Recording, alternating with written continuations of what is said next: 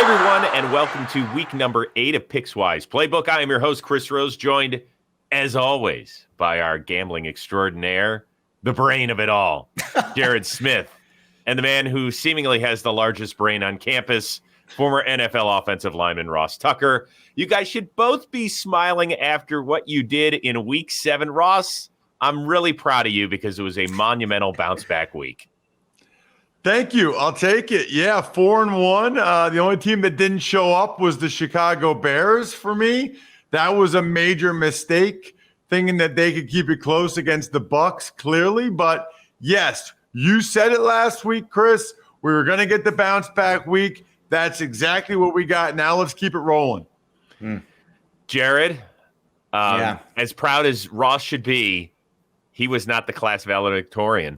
That would be you. Congratulations. You won up an Ivy Leaguer. Yeah, the top top number one in a class of 2. Very, it's a very prestigious valedictorian status. I have to at least mention now 5-1 in head-to-head picks against Ross.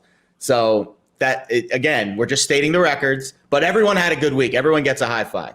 Everyone gets some fist bumps. Just for the record, Jared didn't have to state that. He chose to state that. It doesn't say that in the rundown. No. Our producer, Jack, didn't say that. I think it does. So when Jared says, I have to say, he didn't have to say. He chose to say. So just giving everyone the information and let the viewers pick who they want. The valedictorian is more of a math guy than an English guy, is what we're realizing so far. You had more fun, but, my grades maybe were a little bit better. Listen, I've said this before. I'll say it again. I have no interest in hanging out with or ever hiring anyone with higher than a 3.8 GPA because their priorities in life are all out of whack. I meet the cutoff. I was at 3.7 at Penn State. There you go. We're perfectly fine. All right, guys. Once again, our goal each and every week is to help you have a little bit more fun and also win some dough on Thursdays, on Sundays, and on Mondays. Very quickly, last week we talked about the ability to bounce back. Every gambler is going to have a tough week. It happens. So, Jared, right now, in about 30 seconds, tell us when people start to get on a little bit of a roll, you start to kind of feel yourself a little bit. You're like, I can do this. Is there any word of caution on how to handle success as well as failure?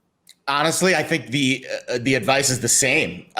Be a goldfish, just like it was last week. Just continue your process. If you're doing something wrong, address what you're doing wrong. Like I did feel that last week we got a little unlucky with a couple results, especially or not last week, but 2 weeks ago when we had our rough week. That Patriots Cowboys game could have went the other way. You don't look at that as, oh no, I'm doing something wrong. Keep going through your process, and if you're doing it right, obviously keep doing the things that are right. All right, a couple quick notes before we get going and start breaking down all the games. Make sure you download the Pickswise app. It's available in Apple and Google Play Store as well. Don't forget to like us and subscribe on our YouTube channel. Hit the big old thumbs up. Ross, give us that huge thumb that you've got. There you go. Hit that one. And when you hit the subscribe button, it doesn't mean that we're charging you anything. Subscriptions are free, so it just means you're going to continue to get the content. Leave a comment. Let us know who you're betting on. Preferably do it before the games happen. That way it's more of a challenge for you. And it's as simple as that. With all that being said, let's get you off to the Week 8 games. And let's start right now with the Sunday nighter, a pair of teams coming off of byes, those red-hot Dallas Cowboys. Not only are they 6-1 this year, or pardon me, 5-1, they are 6-0 against the spread. They are a road favorite in Minnesota. Not the easiest place to play. It's the third straight year these two teams have gone at it. They played very close games in seasons past. Ross, what are you thinking here? Well, truth be told, Chris, I think the Vikings are an excellent teaser leg. Earlier in the week when they were catching 2.5, I teased them up to 8.5 and paired them with the Colts because earlier in the week when the Colts were getting 1.5, now the Colts are favored. So what I'm trying to say here is that this mouth you're looking at right now moves markets, okay? I make things happen. So make sure you follow me on social media. Make sure you follow my podcast because I do that Tuesday. We do this Thursday. It's unbelievable how much things move. Now, I still think at current pricing, as we're recording this, the Vikings are getting 2 points. I still think they're a good teaser leg up to +8 against the Cowboys. I really think this will be a shootout and a pretty close game. I think this game has public all over Dallas written all over it, and I'm concerned if it does move to 3. To me, that's the spot where I think you're going to see a lot of Minnesota money step in if it does get to 3. Right now, early in the week, and it is still very early in the week, and Dallas is more of one of those, especially being a primetime game, you would expect the money to flow in Sunday afternoon, Sunday morning late. If this does get to 3, I really like the Vikings. I do like the teaser leg. I don't like it as much as some other teaser legs on the board this week because the total is slightly elevated above 50. But when you look at the analytics here, it's pretty close. If anything, the Vikings get the edge. And when you look at the offensive line, I know Ross is going to love this, but their rookie first rounder, Kristen Darrisaw, has been fabulous, and he's really stabilized things since coming back, and that's given Kirk Cousins a little bit of just a little bit more of that safety blanket. And Dalvin Cook, I think, if he can do what he did the last year when the Vikings came off the bye and they beat the Packers at Lambeau Field, that was the 4-touchdown game for Dalvin Cook. That, to me, is how Minnesota can control the tempo of this game. Obviously, the Cowboys are off the bye as well. You would expect them to be rested. But I think I'm going to take the Vikings here, but I like it a lot more at 3, but I don't think you're going to get 3 until Sunday. So this is maybe a wait and see kind of game to see how the public reacts to Dallas. But getting 3 at home with Minnesota, in my eyes, is a really strong play.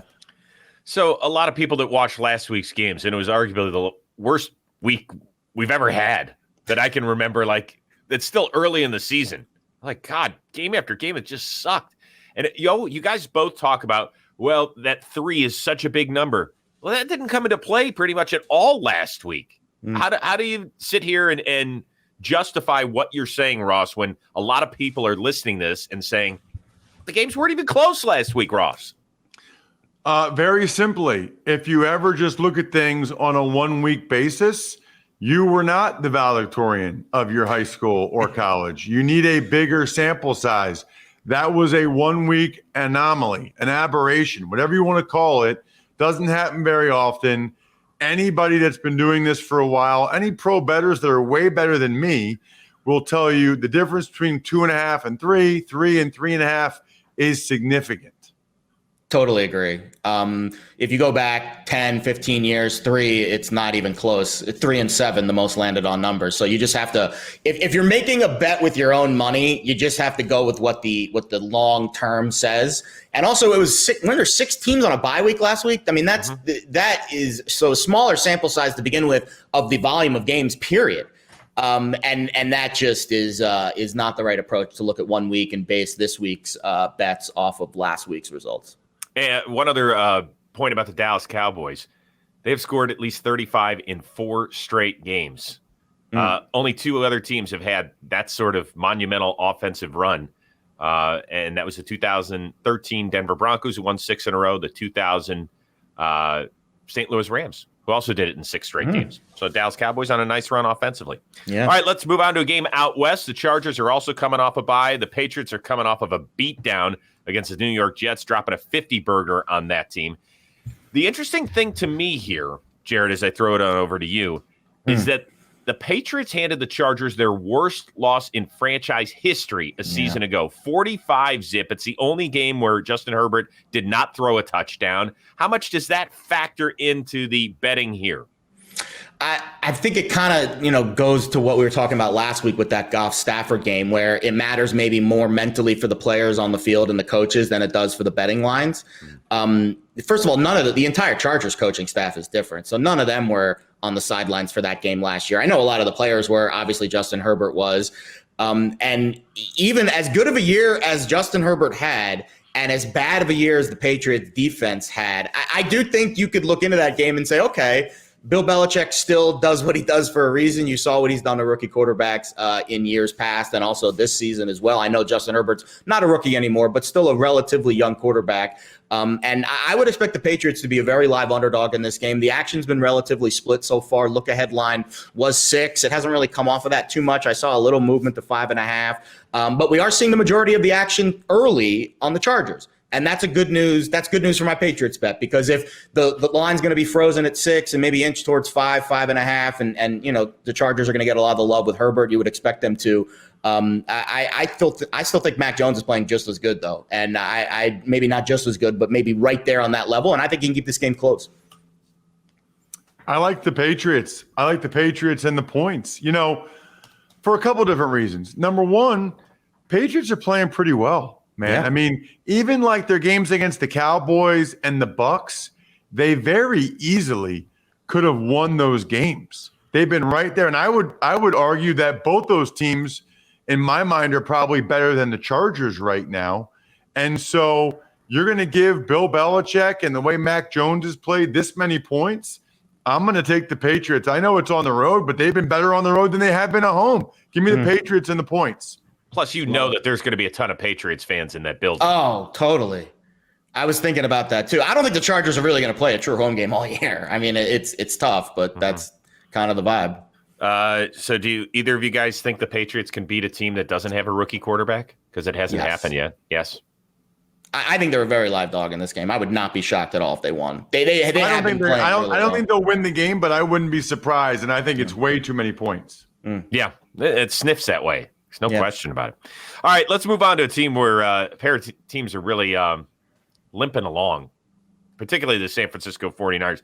It's hard to believe they started out the season 2-0. We were like, okay, maybe this is going to work. Since then, they've lost 4 straight.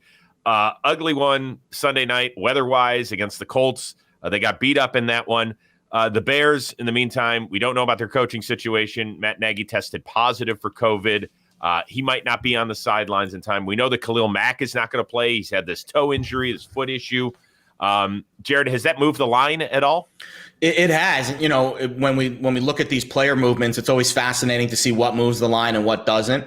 I did see it actually drifted towards 3 as of Tuesday night, Wednesday morning. And then when we saw the Khalil Mack news, I saw it immediately jump to 4.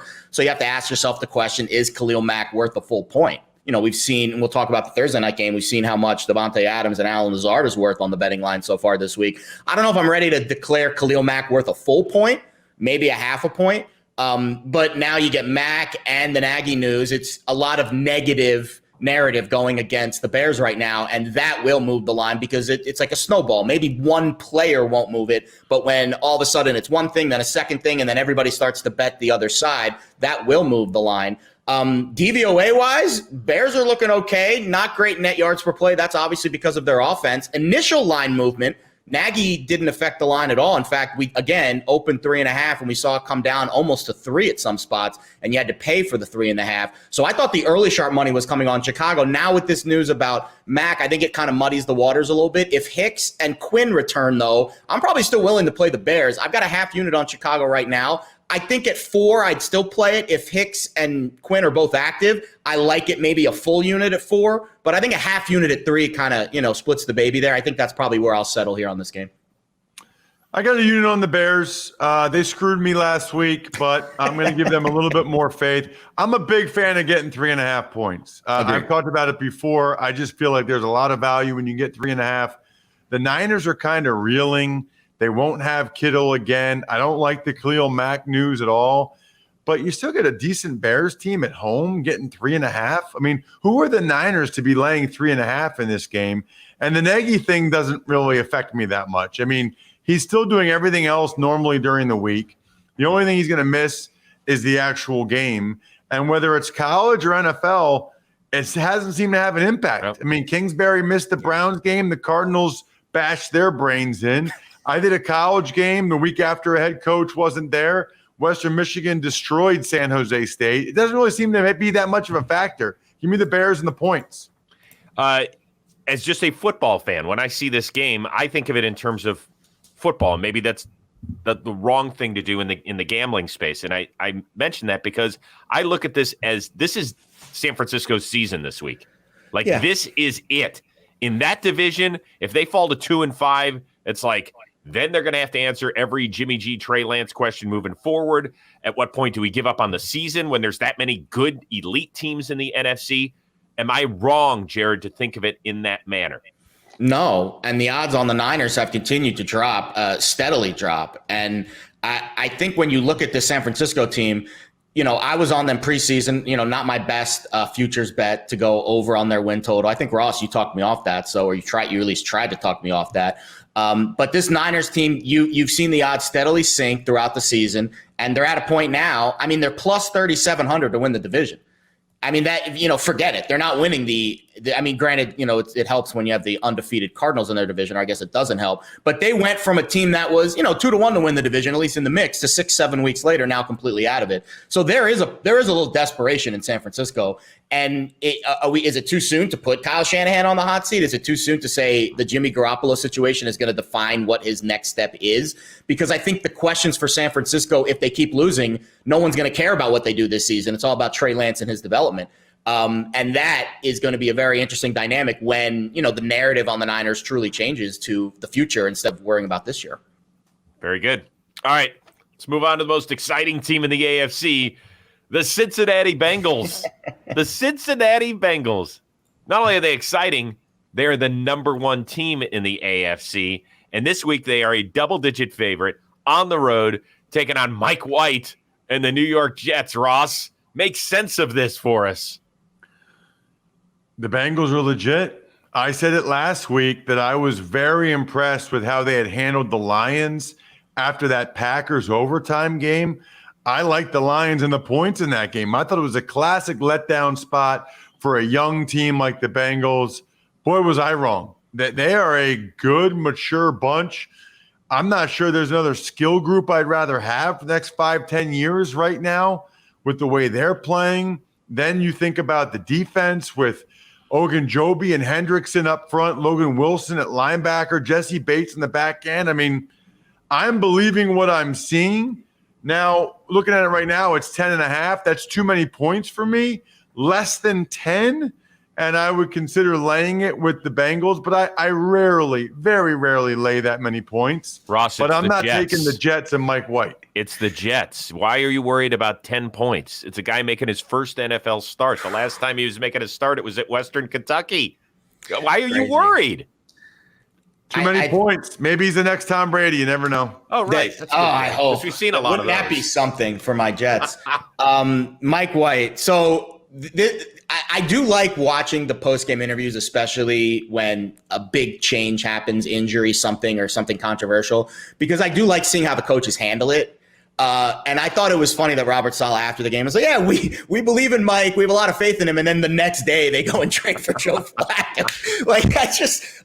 I just think the psychology of that probably not positive on him. And then I heard they're having issues this week with getting Flacco into camp on time. And it's a mess right now with the Jets. That's why the line, the look at was 3.5. Obviously, once the Wilson news happens, it's going to push it significantly.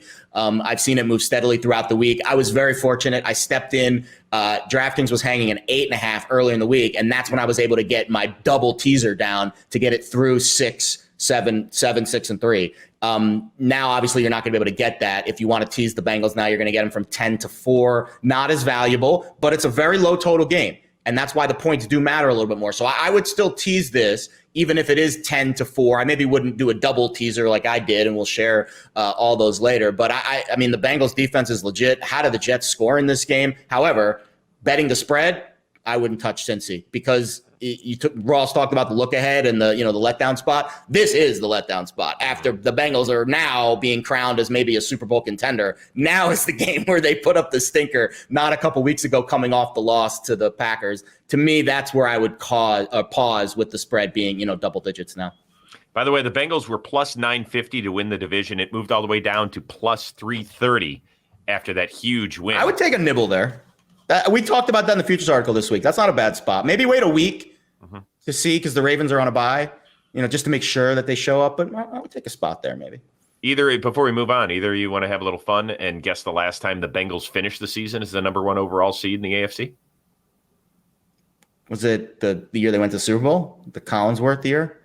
The Collinsworth Not year. the Collinsworth year. Yeah, he was on the team, but we're not going to call that the Collinsworth year. So that was 88. I don't know if they did it Yeah. after 88, so I'll just say 88. It was the Icky Shuffle year. 88. Okay. 88. I wasn't sure if maybe one of the next 2 years they were number one seed and lost. So, all right, 88. Yeah, 88. Nailed it. Both I guys nailed did it, well. and Jared said Collinsworth. Yeah, year. I think So- actually you should lose points based on Collinsworth was on the team. He was the first guy that popped into my head. I guess it should have been Boomer, but I see Collinsworth every Sunday night on my TV. It's Freudian slip. Come on. I mean, we would have accepted the James Brooks year. We would have accepted the Tim McGee year. We would have accepted the Rodney Holman year. We would have accepted the David Fulcher year. We would have accepted all of those, but you went Chris Collinsworth just because recency bias. Circle on gets your the television. square. Okay. Wow. Ross, I think we should boot him out for a second after that. No, I just think next time he brings up his head-to-head record, we should be like, oh, really, Collinsworth? Oh, really? Hey, you know what? You should start doing, Jared. Why don't you just slide in? I'll take the beginning of every show. I'll take the cash over the healthy ribbing any day, Ross. Any day. Cash heals all wounds. Let's move on to a big AFC South clash. The Titans on the road in Indianapolis. The Colts have been playing much better. They won that mudfest up in San Francisco on Sunday night. This is a rematch from earlier in the season, a game won by the Titans by 9 points. Ryan Tannehill had 3 touchdowns in that game. First of all, Ross, go ahead and say it. You know what I look forward to every week when we talk about the Colts. Go ahead and say it. Say what? Why do you think I hate Carson Wentz? I don't hate Carson Wentz. We love Carson Wentz. Not only is Carson Wentz doing it, he's got 11 touchdowns and only 1 pick this year. It's been great for me. I've been picking the Colts. I've been betting on the Colts. It's been great. He's playing very well. I think that as a team, they're playing well. I didn't understand the line when it first came out. The Colts have won 3 of the last 4 games by double digits. The only game they lost was the Ravens game where they were up double digits the whole time. Wentz has 2 touchdowns, no picks the last 4 games. I told you earlier, I got the Colts when they were plus 1.5. I teased them up to plus 7.5. Now, what I'm looking at right now while we record this, they're favored by a point. So it's moved 3.5 points without any real injury news that I'm aware of, Jared. No, I haven't. I mean, I haven't heard anything significant. I think the Colts secondary took a few knocks over the weekend. Keep an eye on that. And I think overall, Indy's getting healthier for sure. I know Carson Wentz certainly looks healthy, and that matters. I think this is a good teaser spot, not a great teaser spot. The total's slightly elevated. 50 is usually my threshold for if something's a good teaser or just just an average teaser. So it's kind of right there. I saw 49.5 for the total in this game. On paper, the Colts are the better team. They're positive in net yards per play. The Titans are negative. They're 22nd in DVOA. Tennessee, Colts significantly higher there. So I think Indy's a really tough team. The Sharps love Indy. And that's my best advice for betting Indy. Bet them as early in the week as possible because the line always moves towards them. Everyone I talk to says smart money always comes in on Indy every week. We talked about that last week. That's why the line closed a little bit shorter than what it opened in. And you saw the Colts. I saw 3.5 as we got closer to Sunday night. And they won that game outright, and they look certainly great doing so. I think that's the recipe in this game. They can smash with the Titans. Derrick Henry can smash, but, so can Jonathan Taylor. So it'll be curious to see who wins that matchup. I think if you ask me which offensive line is playing better, which quarterback is playing better, I would say the Colts. Tannehill has the lowest QBR since being installed as the starter in Tennessee. He was at a 72 last year, 61 this year. So some nice wins for the Titans this year over some really good wins. But on paper, the Colts still right now are playing better, and that line movement, not significant, but it has flipped from an underdog to now a slight favorite. Certainly worth mentioning when it crosses 0. Everything kind of pointing in Indy's direction again this week. And again, a huge game for them in the division. They lose this game, they're 0-2 against Tennessee. I don't think they have any chance to win the division. So a little more desperation for the Colts as well. Ross, you talked about a teaser in the Colts direction. Would you consider it now that the Titans are getting points, teasing the Titans? Does that make sense for people? I think you could consider it, especially if it got to 1.5, 2.5, and you could get more than 7. You get up to 7.5 or 8. But I like the way the Colts are playing right now. And I know the Titans had a great game against the Chiefs, but the game is in Indy. They need it more. I think the Colts win the game, so probably not. And let's remember this, too. The Titans are coming off 2 emotionally charged home games in a short span where they took care of Buffalo on that Monday night, and then they dismantled Patrick Mahomes and the Chiefs. So just to keep it going, you know how tough that is, Ross, to have 3 straight games where you have to be at such a high emotional level. It ain't easy. It's not as easy as people think. You'd think, oh, you only have one game a week. It's not really like that. Like it's hard to reach that fevered pitch every week. Speaking of fevered pitch, let's get to the AFC North battle between the Cleveland Browns and the Pittsburgh Steelers. Steelers are coming off the bye. The Browns are coming off the mini bye after that Thursday night home win against the Denver Broncos. Baker Mayfield came out in the middle of this week. He said, listen, I feel like I can play. If I'm going to hurt the team, we're going to have a discussion, and it'll be Case Keenum's start. But I feel like I can still play. Jared, how much does Baker Mayfield move the line, if at all? Oh, yeah, I would assume he will move the line. But we just, I just think there's so many questions about it right now that we just don't know what the situation is going to be. It's a tough situation to handicap Cleveland, right? When you have dealing with that many injuries, because even when they come back, you just don't know how 100% they are. You almost have to wait a game to see them play, to see how they move, and then you bet them. And that's kind of what happened with Carson Wentz. He looked terrible coming back from those ankles, and then he slowly got better. We saw it, put it on tape, and now we're very confident with the Colts. I'm not there yet with this Cleveland team, and I saw a nugget this week on Tomlin. He's the most profitable coach in recent history against the spread as an underdog, 40-20-2 against the spread. So they like being in this spot. Pittsburgh relishes being in this underdog role. Low total game, points matter. This is a great teaser spot, I think, for Pittsburgh. I absolutely would play the Steelers up in a teaser here. I like the Steelers. I'm sorry to say it, Chris. I paused because I know this is your Browns. This is your Browns. I know this is your squad. I like the Steelers. I don't think Mayfield is going to play. Yeah. If he does, I don't know that he's going to play very much better than Keenum did. I do know that it looks like Chubb's back. But to me, this is kind of a toss-up game right now. I'll take the Steelers getting the points. I mean, look, I took the Denver Broncos getting the points last Thursday night. It came through for me. So if you're going to give me more points, it's been between 3.5 and 4 with the Steelers. I'll take them. Give me the Steelers. I got to be honest with you. Listen, everybody knows that I'm a Browns fan, if you follow me. I'm scared to death of this game, in part because teams that are banged up, it's one thing. But to be massively injured at one position, that could be the death knell of a team. The Browns wide receiver spot is brutal right now. We don't know about Landry. We don't know about Donovan Peoples-Jones, who got injured in the pregame of that Thursday nighter. OBJ is banged up as well. They really don't have much speed. And if you've got a defense that's as experienced and as talented as Pittsburgh, where they just have to worry about the run game, look out. I mean, the Browns defense is going to have to play up to par and force a couple of Big Ben turnovers. Which they could. But he's been better the last few games. That's why it's a really good teaser spot, though, Chris, because the total's now at 42, and you're getting it. I got it all the way up to 9.5. Mm-hmm. I mean, the Browns winning this game by double digits. To me, that's the safest spot in this game. I agree with Ross's take. This feels like a field goal game.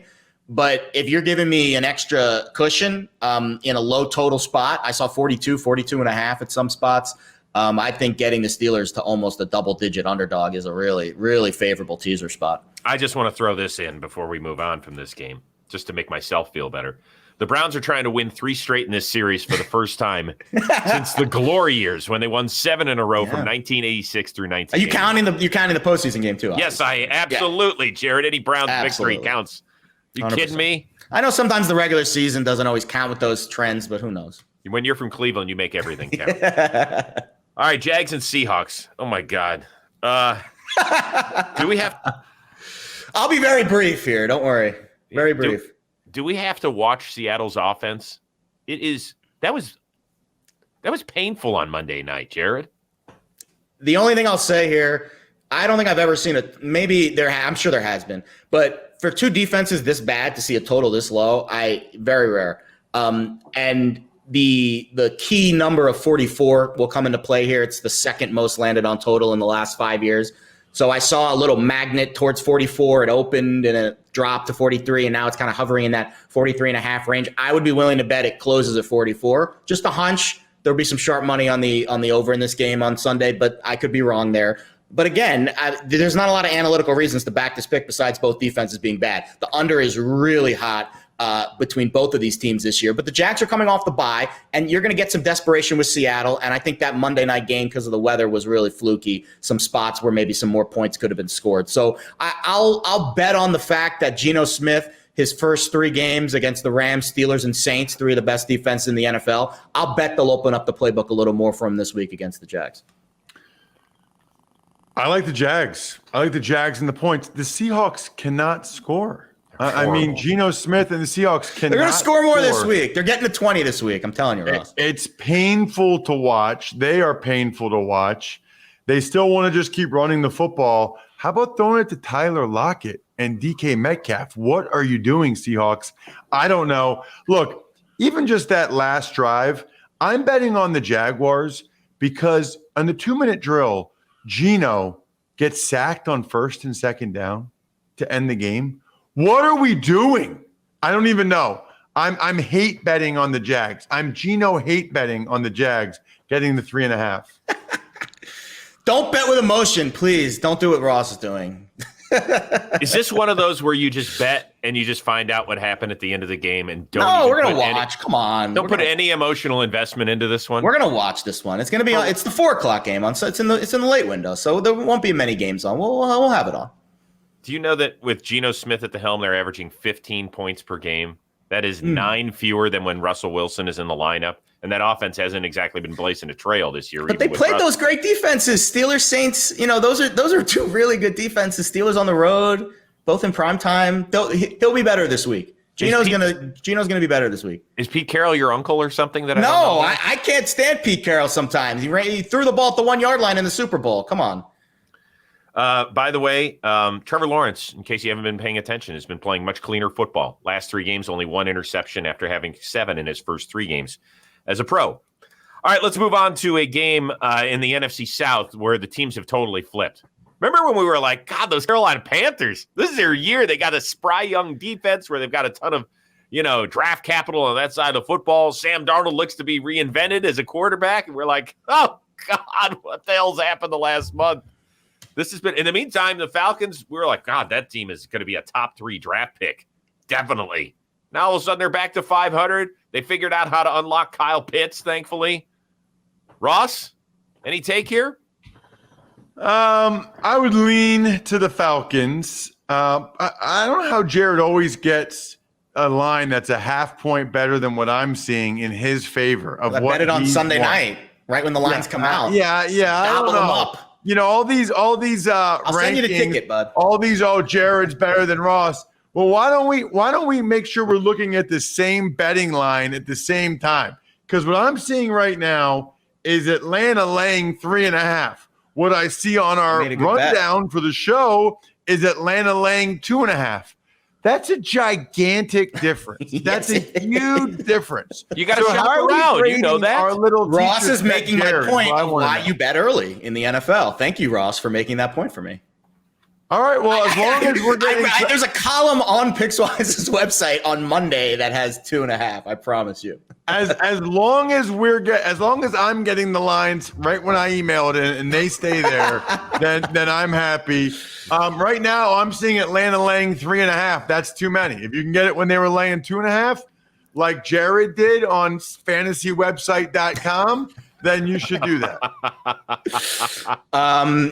It was on BetMGM. I'll email you the ticket after the show. Don't worry. I think Ross makes excellent points. If you haven't gotten 2.5 and now you're on the ass end of the market, you don't bet the Falcons. And that's hard because everyone wants to bet and there's a FOMO element there. But in the NFL, 3 matters more than anything else. So now that it's north of 3, probably best to stay away. That being said, I promised Ross 2 offensive lineman nuggets in this show. I got 1 down with Darisaw. Now we're going to talk about the Carolina offensive line, which is arguably the worst O-line in the league this year. 21 sacks over the last 5 games. Yikes. Even the Falcons defense, I think, is going to put a lot of pressure on Sam Darnold this week. It's a road game. I don't think Sam Darnold's ever played. Maybe he has played in the the Mercedes-Benz Dome, but they do generate a little bit of more noise in those domes than usual. Jared, I'm going to stop you right there.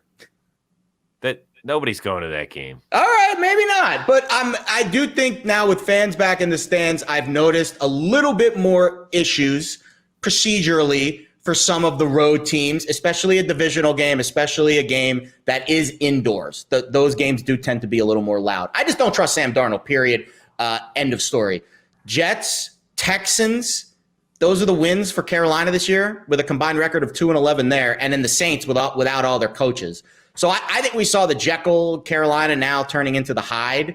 And I'm really, I would not put my money on anything Carolina related. On the other side, Arthur Smith, I think, has kind of settled in a little bit. And it took him a few weeks, but we're starting to see the healthy Calvin Ridley and Kyle Pitts be that dynamic duo. And I'll be honest, the Falcons, 87 points in the last 3 weeks, they could cover the 3.5. But I agree with Ross. If you haven't gotten 3-2 or 2.5, 3, probably best to pause right now. Maybe you get some buyback later in the week and you can jump back in at -3.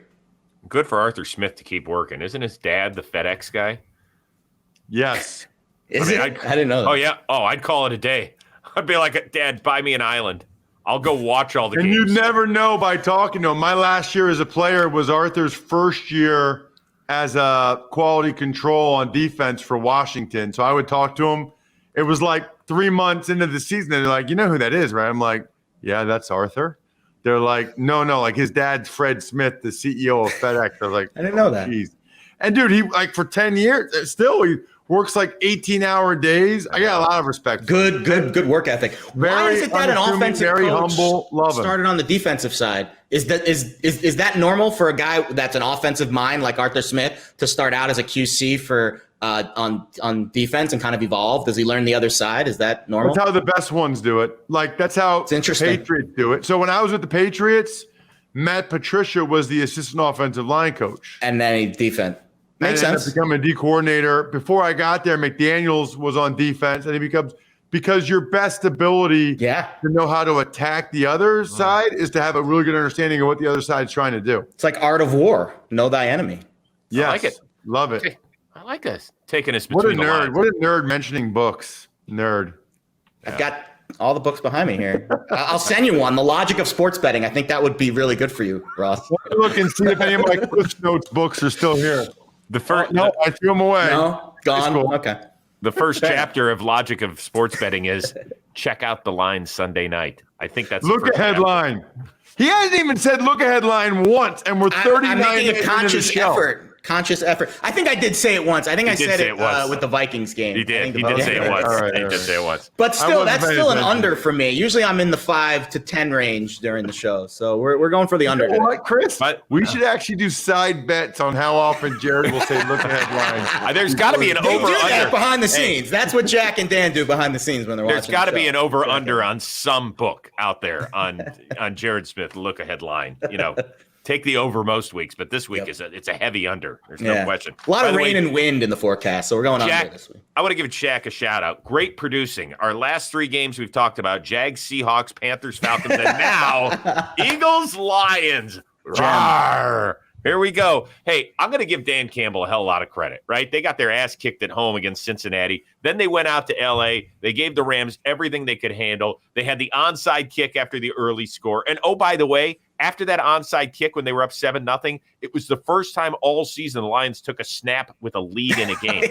And it was week 7, which is incredible. They ran 2 successful fake punts. It was awesome to see. I don't know if all that shtick works against the Eagles this week. They'll be prepared for it. The Lions are going to have to play better football. Is this the week, Ross? We restore the roar. I think there's a pretty good chance. It's one of my favorite bets of the week. I like the Lions getting 3.5 points. Listen, they're not an 0-17 team. They've been way too competitive against teams like the Vikings and the Ravens. They lost both those games by 50-plus yard field goals as time expired. Mm-hmm. They're going to win a game or two. Look at their schedule and tell me their best chance to win a game. It's Sunday against a reeling Eagles bunch. Now, I still think there's a decent chance the Eagles win the game, but you're going to give me 3.5? Feels like a field goal game either way. Lions coming home. Eagles in a bad way. Now Miles Sanders is dinged up. It's a 2-unit play for me. taking the Lions wow. at 3.5 poits. So this is a half unit, and I was able to find Philly -3 a little earlier in the week. Hey, the lines move. Fakelines.com. Fakelines.com. I will now, instead of emailing you the picks or emailing Jack the picks every week, I will just email him the actual betting tickets so he can forward them to you and you can see. To be fair, I do have the lines up literally 24/7. So if something flashes that catches my attention, I am more quick than most to pounce, and I don't expect our viewing audience to be as obsessive over monitoring these lines as me. So I understand that there might be some variance there. But if you can find Eagles -3, and it goes back to the same argument we've been having about this key number, I think it matters enough to where my pick would change if it goes to one side or the other. Whereas if I just have to lay 3 with Philly, that is much more favorable because I do think this Lions team is highly volatile, highly, highly volatile, and that's because of the aggression of their head coach. I think the Eagles are pretty volatile too. We've talked to some bookmakers this year, and they've said Philly is the most volatile team that they've handicapped just because of how good their offense can look and how bad it can look and some of the analytics that go in.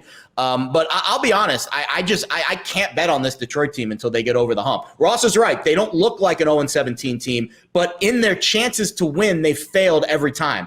And you don't get many, they're not going to get many chances to win more games. Maybe they get 1 or 2 more cracks to be in a game this year. This could be the week, but they've had chances and failed. So until they get over that hump, I think there's a mental block there. And if I only have to lay 3 with Philly, they want to bounce back too. They got their doors blown off last week as well. And I could see some positive regression from Jalen Hurts against the really bad Lions defense. So I think depending on where the line is, that's kind of where the pick is. But if it's 3 for Philly, I'll nibble a half unit on the Eagles here. Ross? Beginning of the year, and particularly after week 1, after they blew out the Falcons, we were all laughing. We were like, God, Ross is going to cash that check for that overplay. And what was it, 6 or 6.5 at the beginning of the season? What'd you get it at? 6.5. Now, I still think they got a pretty good chance. They have the easiest schedule in the NFL for the rest of the year. So I think there's a decent chance they still hit I'm not loving it. But they got to beat the Lions. They got to get to 3-5, and then they'll have a chance. But their schedule does get significantly easier now. Yeah. But they need to improve a lot on both sides of the ball. Significantly easier. Giants twice, Jets, Washington. Yeah. Washington twice. Yeah. And at Denver. I know it's at Denver, but still, Denver's whatever. Denver. Well, they need to win 3 more games. So if they win this week, you have to win 3 more to push. Yeah, I think you're still in okay shape. You're in okay. No, I thought you got them at 6.5. Oh, you got 6.5? 6.5. 4 more. You have to hope they do well in the division. This is not a lock. This is not a lock this week. This is the one where Ross comes in, joins us next week, and he's going to be sweating bullets if we have to talk about the Eagles. If they don't beat the Lions this week, I think you could say I'm good either way. If the Eagles win, it helps my over 6.5. If the Eagles lose, I took the Lions getting 3.5. That's an interesting strategy, too. I'm starting to do that with the Niners because, again, my 3-unit play on their over win total is not looking great. So now I can strategically come off them this week as a favorite. The Bears, I can play the other side. And it's not the most recommended strategy because you're basically, waving the white flag on your bet a little bit. But if you are feeling negative about your futures bet that you made 3 months ago, that is a way to kind of hedge both sides a little bit. Actually, I just need the Eagles to win by 3 or less. That's what I need. That's the ideal. That's the middle. That's even the best case scenario. I smell a late safety in a tie game. Here we go. Here we go. All right, we got a pretty good one. Bucs and Saints.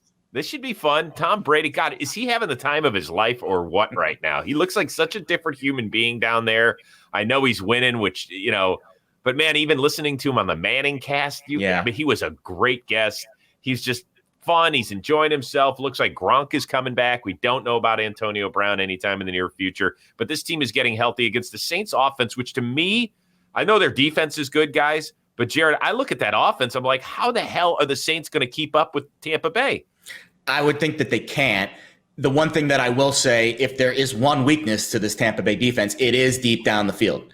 And I have heard some good things about the secondary help that they've brought in, some of those guys basically off the street that have stabilized things a little bit. But still, Jameis Winston, this is, of all the revenge games we've talked about, I would say this is one of the bigger ones. I know he spent a lot of years in Tampa, and this is his first year as the starter in New Orleans with a chance to really prove himself better than what happened during his days with the Bucs. So I'd be fascinated to see how his mentality is and how Sean Payton manages that this week, because we've time it's been volatile. Sometimes it's really good, other times it's really bad. That makes it tough to bet on from a spread perspective, but from a total perspective, these teams tend to be pretty aggressive towards each other. And I know the Saints, they whipped Tampa Bay last year in those 2 regular season games, and then the Bucs got the last laugh in the playoffs.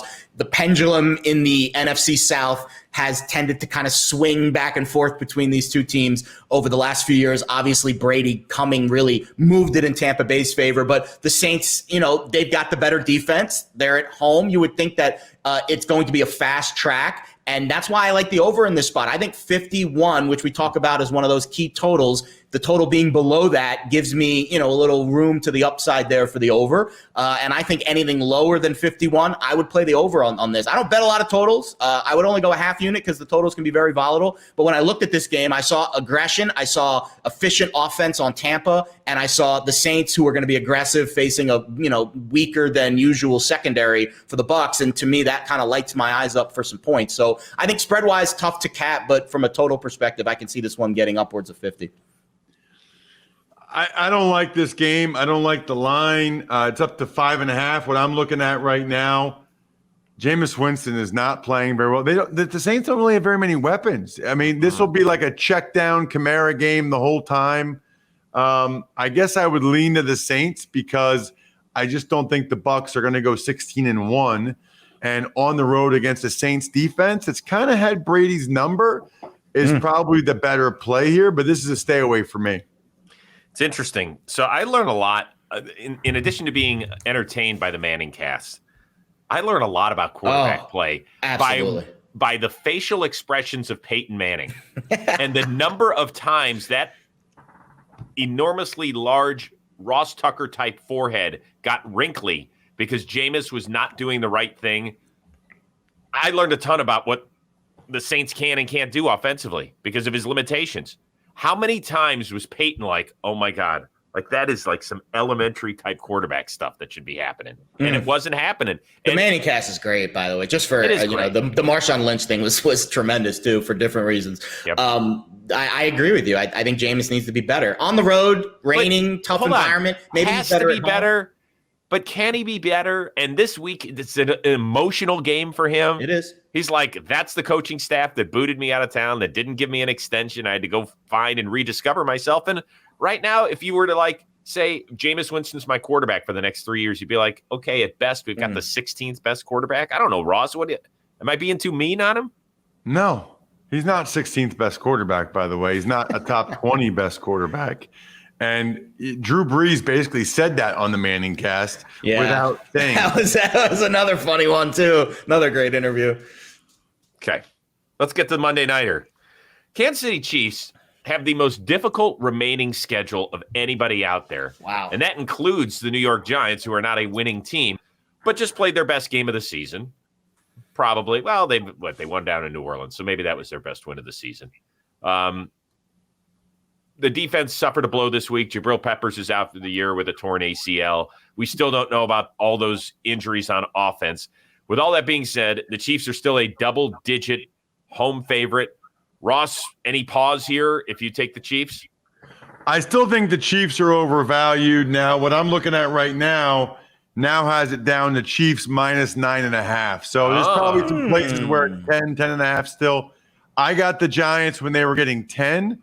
There was a time you get them at 10.5 or even more than that. I mean, the Chiefs, at some point you got to believe what you're seeing. And the Giants are coming off their best game of the year. I don't know how many of these guys they'll get back, but I do think they'll get some of these guys back potentially for Monday night. And I just don't think the Chiefs should be giving that many points to anybody right now. So 9.5, I don't love it, but 10 or 10.5, anything above 10, I like the Giants. Agreed. 10 is definitely the number where you want to kind of step in on New York. And clearly that's where the market is moving as well. The look ahead line in this game was 13, which is, a almost 3.5 point move. In terms of market value, you have to look if it does continue to sink of laying 9.5 with Kansas City just because of the huge move off of that. But I agree that the Chiefs defense is a massive concern. All of the bookmakers we talked to this week, the number one question I asked them was, is this the buy low spot for Kansas City in the futures market? Reaction was mixed. Obviously the negatives are they're staring you right in the face. The turnovers, though, I would say a little more fluky. I would not continue to bank on Patrick Mahomes turning the ball over at that high of a rate. But the defense is the concern. However, there were some other positive reactions that said, as long as Mahomes gets into the playoffs, you feel good about him against a lot of these other AFC quarterbacks in the postseason. Burrow, Herbert, Carr, guys that have never been in the playoffs before. So in the futures market, I think Kansas City, I got him 16-1 at MGM this week, 7-1 to win the AFC. That is the buy spot for me for KC. I wouldn't necessarily play them on the spread. If it does continue to sink and you get 9.5, 9, maybe. But I would look to the Chiefs more in the futures market if you think that they're going to bounce back and play well this week. With all the problems that the Chiefs have had, and they have the most turnovers in the league, and last week they were held to a career low in a Mahomes start, 3 points against not a great defense in the Tennessee Titans. They're only 2 games out in terms of the best record in the AFC. Like, nobody in the AFC is running away with anything. So if they get to 500 this week, if they somehow are able to put it together and tighten some things up on defense, I know that's a lot of ifs, Rose, but I wouldn't put it past that guy that, throws the ball for a living, although he's not playing great. I don't know. Just something to keep in mind as we move forward. And let's move forward because it's teaser time. I love doing teasers. Ross? Yeah, well, both these lines have moved since I got it in. Is that allowed? I got them in from a real website, not jaredfantasylines.com. But I had the Colts up to 7.5, the Vikings up to 8.5. You can still tease the Vikings. Oh, the Vikings are back up. You can still tease the Vikings up to 8.5, and I would suggest doing that. There's not another great leg to pair it with. Maybe tease the Cardinals down to minus half a point and have them beating the Packers. But it was the Colts line that I liked. When the Colts were getting 1.5, I had them up to 7.5. Now that Arizona's 6.5, yes. But when they were like 4 or 5, the Cardinals, not a great teaser. But now that it's 6.5, yes. Dan wanted me to get in the point about the totals. I mentioned it last week. I'll mention it again. The higher the total, the less valuable your teaser is. It's simple math. 6 points in a total of 42, higher percentage of the total outcome than 6 points in a total of 52. Again, not a massive math equation there, but I think everyone can be on the same page there. So I like to target the lower total games. That's why the Jets-Bengals game really stood out to me, because it's a high spread game. So the Bengals already are expected to be that much better than the Jets in a very low total game, which means they are not putting any stock in the Jets offense, which makes a whole lot of sense. But now that the line's moved to 10, less valuable. If you can get in from 9 to 3, phenomenal. Maybe the Bengals line comes down a little bit this week. It's moved a lot. We'll see. But I got in again at 8.5, and I got it to 2.5, and that's my key teaser leg. So I got that in 2 different teasers. I moved the Steelers from 3.5 to 9.5. We gave you all the good reasons about why the Browns aren't going to win by double digits. And the Colts from 1.5 to 7.5. That's my lesser of the 2, though, because the total's a little higher in that game. But I think the Bengals, if you can get them to 3, is a tremendous teaser leg this week, because it's one of the lowest totals on the board. All right, finally, let's get to Thursday Night Football tonight. The Green Bay Packers, who've won 6 in a row, they're 6-1 overall, taking on the lone unbeaten team out in the desert, the 7-0 Arizona Cardinals. Obviously, the headliner of this is the COVID issue that's been going on in Green Bay. Devontae Adams will not play. Alan Lazard will not play because he's a close contact, and he is not vaccinated, so he's not going to be eligible to play. They still have other issues at wide receiver. Joe Barry, Ross's buddy, the defensive coordinator of the Green Bay Packers. It sounds like he will not coach. He is COVID positive. So they've got a lot of issues here. Short week, long travel, and, oh, by the way, taking on the number 1 scoring defense in the Arizona Cardinals. So, Ross, there's no way you can like the Packers in this one, right? I like the Packers in this one, Chris. No, in all sincerity, I do think the Cardinals are a pretty good teaser leg now. I'm showing that the Cardinals are favored by 6.5. But I like the Packers getting the points. It's really very simple. You're giving me 6.5 points with Aaron Rodgers. And by the way, what's he like? Won 5 in a row or 6 in a row when Devontae Adams has been out? Yeah, it's a lot of not points only that, to Aaron Rodgers. He's 6-0. 6-0 since the new coaching regime in LaFleur took over. So in with 6 Devontae games Adams out. So they really should just trade Devontae Adams and cut him. Right, is what we're learning. Clearly. Guy's a bum. No, but I'll take Aaron Rodgers and 6.5 points. It's a primetime game. Everybody's watching. He figures it out. I think the game's at least close. Give me the points and the Packers. The Packers defense is not in a good spot this week. When I did a deep dive into the offenses that they have played this year, the results were not good. The average offensive efficiency of the Packers' opponents this year is a 19.7. I'll read them out to you. Niners, Bengals, they're slightly in the top 20. Saints, Lions, Steelers, Bears, Washington.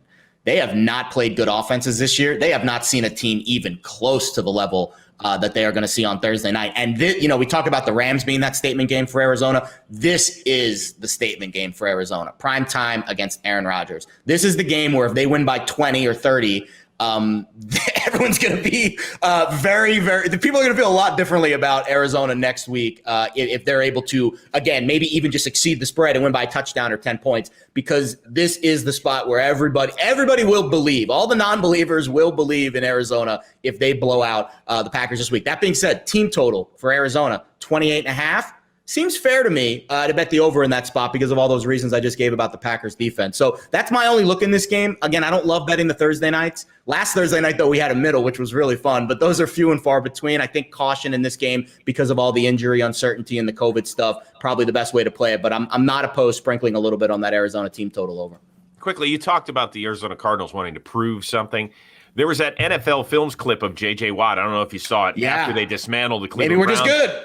Yeah, I mean, swearing up a storm, saying, basically like, hey, maybe it's just us. Maybe we're the reason. And I think that they were pissed off the first time this year when they went into L.A. and they took it to the Rams. Then they were pissed off when they went into Cleveland, took care of them, and everybody wanted to talk about the Rams letdown because they just played Tom Brady and the Bucs the previous week, and Cleveland because of all the injuries and that sort of stuff, and Baker getting hurt, all that. And Arizona's like, stop talking about the other teams and why they didn't win. Start talking about us and why we did win.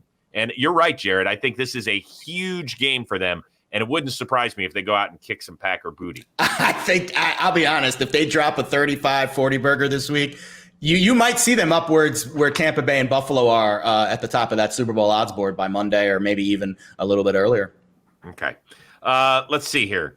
Should we do anytime TD props, right? Once again, we're still doing the jersey giveaway. Everybody, if you guys got to nail one. And then as long as people retweet this, they're going to get a chance to, win a jersey. So this is a big deal. There's a big deal. No pressure on you guys. But win somebody a jersey, Ross Tucker. Let's go. Robert Tonyan. No Devontae Adams. No Allen Lazard. Tonyan finally scored last week. He seemed so frustrated. He spiked the crap out of the ball. I mean, Aaron Rodgers this week in the red zone is like Richard Gere in that movie. He's got no place else to go than Robert Tonyan. Okay. Tonyan touchdown. It's plus 200, which is pretty nice too. Does he give a sec? Are you doing the second one? You want me to go next? How do we want to do this? Don't you give out two, right? I'll go. Two. Yeah, you give out two, right? I wasn't paying attention. I'll go next. I don't mind. I have a good nugget for the Packers. My other one will be Chase Edmonds. You know why? Because I can almost see his house from here. He grew up here in Harrisburg, central Pennsylvania, where I did. The only problem with this is every time they even get near the goal line, they give it to James Conner. Chase Edmonds this is like typical. He does all the work as a guy from central Pennsylvania, and then somebody else gets the credit with the touchdown at the end. Chase Edmonds and Robert Tonyan. Isn't James Conner a Pittsburgh guy? I don't know if he's an Erie guy, so it's not a really good analogy. Just be quiet, Jared. You weren't supposed to mention that part. I mean, you're talking to a Penn State alum. Of course I'm going to know Pennsylvania geography for college football.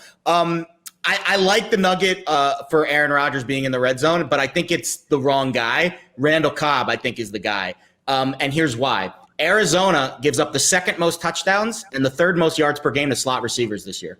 So I think Randall Cobb is a good look. Plus 210 too. So a good betting number as well. Not just for the jersey, but also if you want to sprinkle a couple coin on it. Zach Ertz. Can we talk a little bit about Zach Ertz? How great was he last week? I could see them, because he's new and he's going to be a big – if Arizona wants to win the Super Bowl, he needs to be a big part of their offense because he takes a lot of the pressure off some of those outside guys. And I think early on in his tenure, they're going to continue to get him involved in the red zone and let him do his thing. I saw Ertz plus 160-ish at some shops. Shop around, obviously, because the lines do change, even though Ross doesn't believe me where I get my lines from, but they are different at different sports books. But I think Ertz is a good bet on the Cardinals side this week. He became the first player to ever catch a touchdown pass for two different teams in consecutive weeks. Good nugget. Thumbs up on that nugget. Ross, I've seen that like 5 times this week. Not impressed. Don't you have a dentist appointment to go to or something? What Are a we great done with way to you? end the Go show. get your cavity What filled. a great way to end the show. Chris was so proud of that one. I just shot him right down. That was like shot him out of the air. Over under on have we checked anything on the line, Jared, that Ross is going to have to get either a root canal or a cavity filled or anything at his dentist appointment today? I'll How check about my straightening sources. some of those teeth? How How about my dentist appointment in 12 minutes? I got to go. You're in Pennsylvania. Can't you just take a wagon down the road? Isn't it all like, no? I texted my Amish guy. He can't come pick me up, so I got to walk. Good luck with that. All right, guys. Don't forget about our Pickswise YouTube channel. Hit Ross's big old fat thumbs up. Also subscribe. You don't pay anything when you subscribe. Follow us on Twitter and Instagram at Pickswise. It just means you're getting all the content. And download the Pickswise Playbook podcast. It's available now on Spotify. So go do that. And don't forget about the Pickswise app. It covers all your sports, not just NFL, college football. Still got the World Series going on. Soccer, NHL, NBA now in full swing. It satiates your entire gambling sports appetite. So for Jared Smith and our anti-dentite, Ross Tucker, I am Chris Rose. We'll see you next time on Pickswise Playbook. Now go win some dough.